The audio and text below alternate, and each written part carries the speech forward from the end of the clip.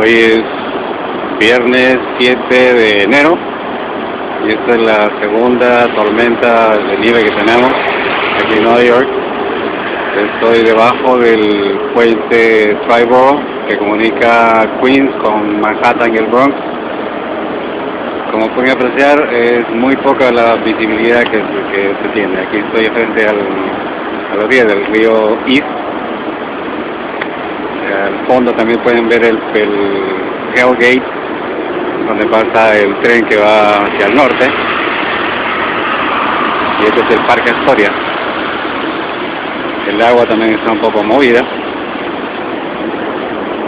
Y esta es la imagen que hay en este momento, esta mañana del viernes 7 de enero.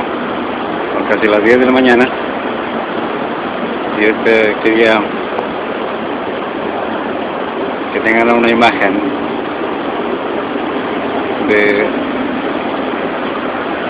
esta zona.